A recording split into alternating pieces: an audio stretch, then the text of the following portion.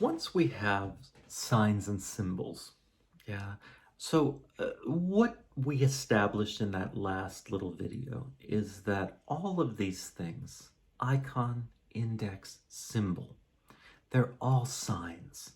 A sign is a signifier. It means something. It points us in a direction of understanding. Yeah. So we find signs everywhere. And so all of those things I talked about, the symbols, go out there and look at the symbols in the world. Um, you're going to find those everywhere. You're going to see them everywhere, and you're going to find meaning in the things that they are. Yeah. And sign is, again, short for signifier. Yeah.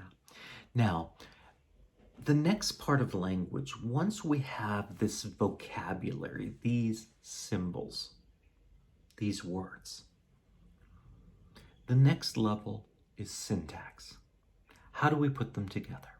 What is the syntax? Now, in a language system, that's the next thing. And we do that. Let's go back to this idea of a child. We start teaching them the syntax of how these things go together. Yeah, quite amazing and quite profound. Yeah. So syntax is the rules of how we put the vocabulary together. Now, with the toddler, let's go back to this idea of this dog. We could say, dog, nice. Okay, that's just two little symbols. Dog, this is the dog. It's a soft quadruped. Hopefully it's, loyal, it's nice, we love them. They make our lives better. Yeah, to have them around. Yeah. So, and then when I use the word nice, that's another symbol. So if I say here, talking about Keikos, that Keikos is a nice dog. Even Keikos likes to hear me talk about her, that she's a nice girl. She knows what that means. Yeah, that makes her happy because she knows when I say nice, it's a good thing. Yeah. It's not, she knows if she's being a bad girl or she knows if she's being a mean girl.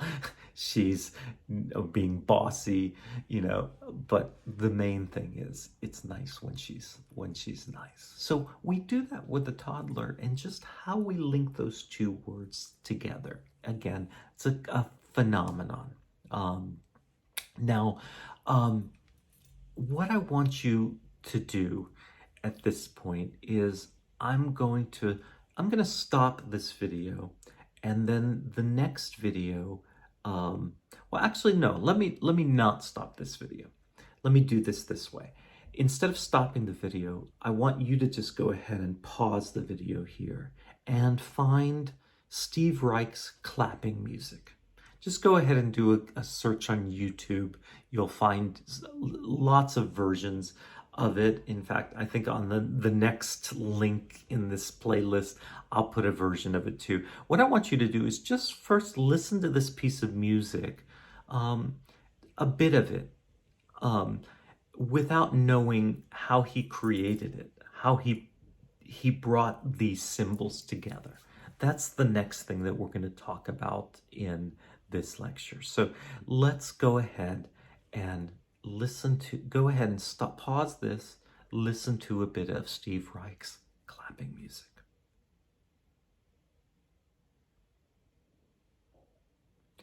Okay, now I'm going to continue with this lecture. Yeah, hopefully you've gone and you've listened to some clapping music. So it's a fascinating piece because there's only there's only one instrument, and that's human hands clapping. Yeah, and there's two parts to it.